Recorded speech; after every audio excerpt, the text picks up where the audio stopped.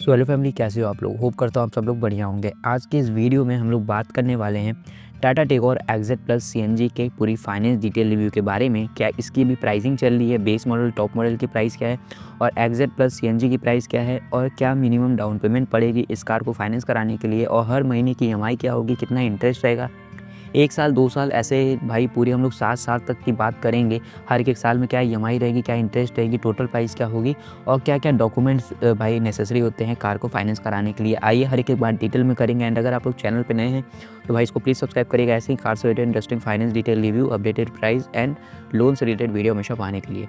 So guys, सबसे पहले टाटा टिगोर जो अपनी गाड़ी है ये आपको 6 वेरिएंट में मिल जाती है। और टोटल सभी वेरिएंट्स लेंगे अगर सीएनजी, मैनुअल, ऑटोमेटिक, तो भाई आपको 13 वेरिएंट में चली जाएगी एंड 5 कलर ऑप्शन के साथ आती है। प्राइसिंग की बात करेंगे तो 6 लाख से स्टार्ट होती है। Base model and top model तक चली जाती है 9.4 lakh rupees ex showroom. And जो भाई आप सामने देख रहे हैं ये एक्जेट प्लस सीएनजी मॉडल है इसकी, जो कि 8.8 lakh rupees ex showroom cost करेगी एंड मोटी मोटा 10 लाख तक ऑन रोड चली जाती है। एंड गाइस, जो ऑन रोड प्राइस है ना वो बिल्कुल डिफरेंट सिटी स्टेट में वेरी कर सकती है। गाड़ी है जो भाई वो आती है 1199 CC 3 cylinder BS6 phase 2 engine के साथ, जहाँ पे आपको 72.4 bhp की मैक्स पावर मिलती है 6000 आरपीएम पे एंड 9.5 Nm की टॉर्क मिलती है 3500 आरपीएम पे। और माइलेज की अगर बात करेंगे तो काफ़ी बढ़िया गाड़ी आपको 27 से 28 किलोमीटर पर केजी तक की माइलेज निकाल के दे देगी। एंड गाइस, डाउन पेमेंट की अगर बात कर लेते हैं तो भाई यहाँ पे अगर आपका मतलब जो डाउन पेमेंट अगर सिविल रिपोर्ट बहुत बढ़िया है तो 1 लाख रुपए दे के भी ये गाड़ी आप अपने घर ले जा सकते हो। मिनिमम 1 लाख रुपए डाउन पेमेंट दे के ये गाड़ी घर ले जा सकते हो, सिविल रिपोर्ट बढ़िया है तो। क्योंकि डाउन पेमेंट भाई जो मिनिमम डाउन पेमेंट है वो आपके सिविल रिपोर्ट पे भी मैटर करता है। रेट ऑफ इंटरेस्ट की बात करेंगे तो 8% का रेट ऑफ इंटरेस्ट लेके चलेंगे, बिकॉज अभी आरबीआई काफ़ी हाई रेट ऑफ इंटरेस्ट पे बैंक्स को फंड प्रोवाइड कर रही हैं। तो भाई 1 लाख रुपए मिनिमम डाउन पेमेंट देने के बाद जो आपकी प्रिंसिपल अमाउंट या फिर लोन अमाउंट बचेगी वो 9 लाख रुपए है। तो भाई 1 लाख रुपए डाउन पेमेंट देने के बाद 1 साल 2 साल 3 साल ऐसे ही करके 7 साल तक की ईएमआई क्या होगी, हर साल में क्या इंटरेस्ट रहेगा और टोटल प्राइस क्या होगा, आइए हम लोग वीडियो में आगे जानते हैं। सो गाइस, वीडियो को आगे कंटिन्यू करने से पहले 2-3 चीज़ें मैं आपको बताऊँ जो कि आपको जानना बहुत ज़रूरी है। जैसे कि आपको कम से कम हमेशा टेन्योर चूज़ करना है भाई। Max to max 4 to 5 year का टेन्योर चूज़ करिए, वो ज़्यादा बढ़िया होता है। जैसे जैसे आप टेन्योर या फिर लोन ड्यूरेशन को बढ़ाते जाओगे वैसे वैसे ईएमआई का अमाउंट तो रिड्यूस होता है, लेकिन आपका जो इंटरेस्ट पेबल अमाउंट है वो बढ़ता जाता है भाई। तो इस बात का आपको बिल्कुल ध्यान रखना है। एंड उसी के बाद भाई 1 साल की अगर हम लोग बात करते हैं, अगर आप 1 लाख रुपए डाउन पेमेंट देते हैं मिनिमम और 1 ईयर का टेन्योर चूज़ करते हो तो 78,300 रुपीज़ आपकी ईएमआई अमाउंट रहेगी। 39,700 रुपीज़ आपकी इंटरेस्ट पेबल अमाउंट होगी एंड 9,40,000 रुपीज़ गाड़ी की टोटल प्राइस होगी। अब टोटल प्राइस जो है ये भाई इसमें अगर डाउन पेमेंट प्लस कर दोगे तो गाड़ी की ओवरऑल प्राइस निकल के आ जाएगी। वहीं गाइज, अगर आप 2 ईयर का टेन्योर चूज़ करते हो तो 40,700 रुपीज़ की ईएमआई होगी, 77,000 इंटरेस्ट पेबल अमाउंट होगा एंड 9,77,000 टोटल प्राइस होगी।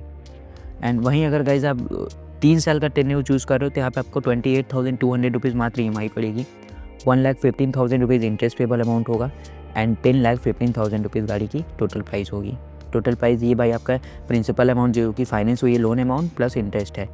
वहीं अगर आप 4 ईयर का टेन्योर चूज़ करते हो, लोन ड्यूरेशन 4 साल का, तो 22,000 रुपीज़ मंथली ईएमआई पड़ेगी, 1,54,000 इंटरेस्ट पेबल अमाउंट होगा और 10,55,000 टोटल प्राइस होगी गाड़ी की।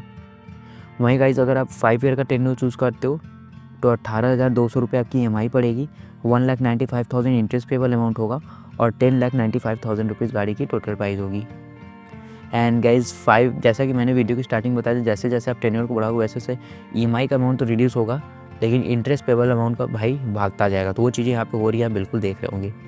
वहीं गाइज, अगर 6 ईयर की बात कर लेते हैं तो 15,800 रुपीज़ आपकी ईएमआई अमाउंट रहेगी, 2,36,000 रुपीज़ आपकी इंटरेस्ट पेबल अमाउंट होगी और 11,36,000 रुपीज़ आपकी टोटल प्राइस होगी।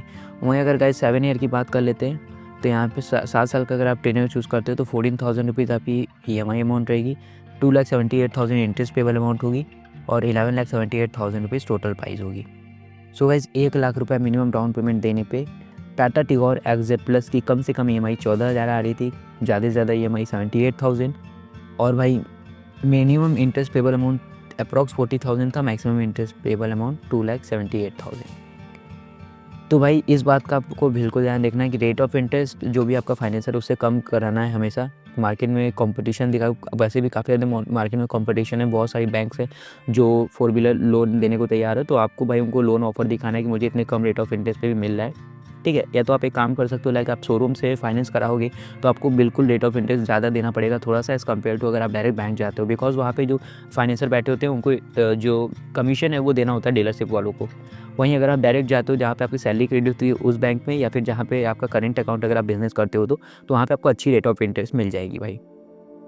सो ये सब बातें थी। अब बात कर लेते हैं क्या-क्या डॉक्यूमेंट नेसेसरी होते हैं कार को फाइनेंस कराने के लिए। तो भाई यहाँ पे आपको सबसे पहले आइडेंटिटी एंड एड्रेस प्रूफ में Aadhaar card, PAN card, passport, utility bill में इलेक्ट्रिसिटी बिल, ड्राइविंग लाइसेंस वगैरह आप दे सकते हो। किसको ये दोनों ही में काम आ जाएगा। फिर आ जाता है भाई आपका सोर्स ऑफ इनकम। एम्प्लॉय हो तो फॉर्म 16 सैलरी स्लिप से काम हो जाएगा। अगर आप बिज़नेस करते हो तो आईटीआर। देन उसके बाद आ जाएगा भाई 3 to 6 मंथ का बैंक स्टेटमेंट। एंड गाइस अगर आप जहाँ पे रह रहे हो वहाँ पे परमानेंट एड्रेस नहीं है उस पे, तो रेंट एग्रीमेंट देना पड़ सकता है। और पहले से कोई लोन चली आ रही है तो अगर उसका एनओसी है जो क्लियर कर चुके तो वो आप दे सकते हो।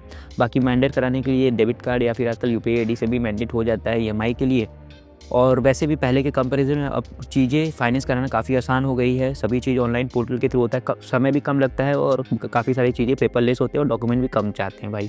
तो ये चीज़ काफ़ी बढ़िया है जो कि फाइनेंसर के लिए और कस्टमर दोनों के लिए अच्छी बात है। बाकी गाइस होप करता हूँ आप सभी को वीडियो पसंद आई होगी, इन्फॉर्मेटिव लगी। वीडियो अच्छी लगी उसको लाइक करना, चैनल पर नए उसको सब्सक्राइब करना। मिलता हूँ गाइस नेक्स्ट वीडियो के साथ। Till then take care, bye bye.